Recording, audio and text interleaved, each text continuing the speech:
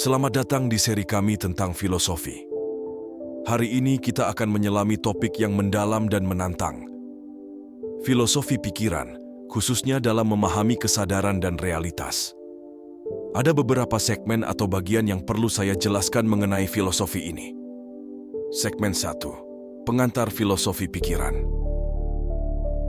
Filosofi pikiran adalah cabang filsafat yang berfokus pada pertanyaan mendasar tentang pikiran, kesadaran, dan hubungan mereka dengan dunia fisik. Pertanyaan utama dalam filosofi pikiran mencakup, apa itu kesadaran? Bagaimana pikiran berhubungan dengan tubuh? Dan bagaimana kita memahami pengalaman subjektif? Segmen 2. Definisi kesadaran. Kesadaran sering dijelaskan sebagai kemampuan untuk mengalami dan merasakan dunia di sekitar kita. Ada berbagai teori yang mencoba menjelaskan kesadaran. Teori materialis menganggap kesadaran sebagai hasil dari aktivitas otak dan proses fisik.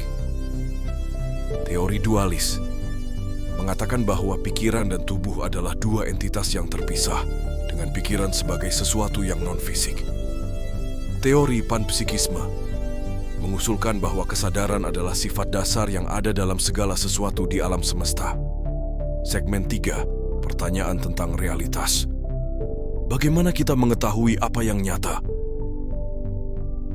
Ini adalah salah satu pertanyaan paling mendalam dalam filsafat. Beberapa pandangan utama termasuk realisme, menyatakan bahwa dunia ada secara independen dari persepsi kita.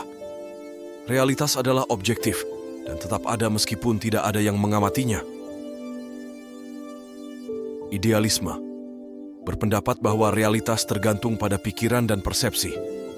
Dunia yang kita alami adalah konstruksi dari pikiran kita. Fenomenalisme mengklaim bahwa objek fisik tidak lebih dari kumpulan fenomena atau pengalaman sensoris. Segmen 4. Hubungan antara pikiran dan otak. Apakah pikiran identik dengan otak? Ini adalah inti dari masalah pikiran tubuh. Pandangan reduksionis menyatakan bahwa semua proses mental dapat dijelaskan melalui aktivitas otak. Pikiran hanyalah hasil dari proses neurobiologis.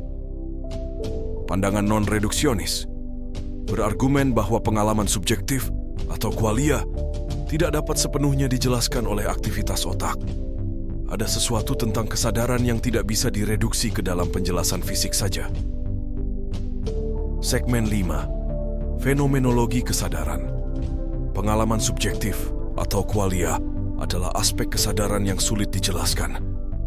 Fenomenologi mempelajari pengalaman ini dari perspektif pertama, mencoba memahami bagaimana kita mengalami dunia secara langsung. Misalnya, bagaimana kita merasakan warna merah atau rasa manis. Segmen 6. Masalah pikiran tubuh.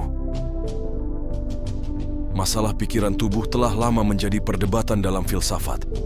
Descartes terkenal dengan pandangannya tentang dualisme, yang menyatakan bahwa pikiran dan tubuh adalah dua substansi yang terpisah. Namun, pandangan kontemporer mencoba menyatukan keduanya dalam penjelasan yang lebih holistik, seperti monisme, mengklaim bahwa hanya ada satu jenis substansi, baik fisik maupun mental. Emergensi menyatakan bahwa sifat mental muncul dari proses fisik, tetapi tidak dapat direduksi ke dalamnya. Segmen 7. Kesadaran dalam perspektif ilmu pengetahuan.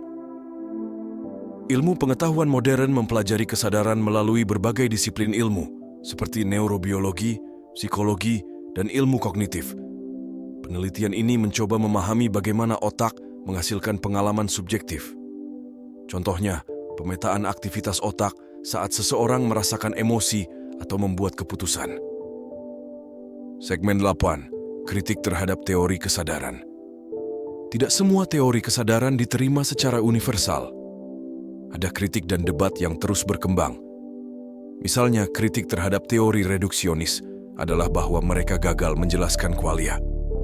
Sedangkan teori dualis dikritik karena sulit menjelaskan bagaimana interaksi antara pikiran non-fisik dan tubuh fisik terjadi. Segmen 9. Implikasi etis dan eksistensial. Memahami kesadaran memiliki implikasi besar terhadap pandangan kita tentang diri dan moralitas. Jika kesadaran adalah produk otak, Apa artinya bagi konsep kebebasan dan tanggung jawab? Pertanyaan ini juga mempengaruhi pandangan kita tentang identitas dan keberlanjutan diri setelah kematian. Kesadaran dan realitas adalah dua konsep yang terus memancing pertanyaan dan pencarian jawab. Filosofi pikiran membuka wawasan untuk memahami diri kita dan dunia dengan cara yang lebih mendalam. Terima kasih buat kalian yang telah menonton channel ini. Semoga ilmu ini bisa bermanfaat buat kita semua. Sampai jumpa.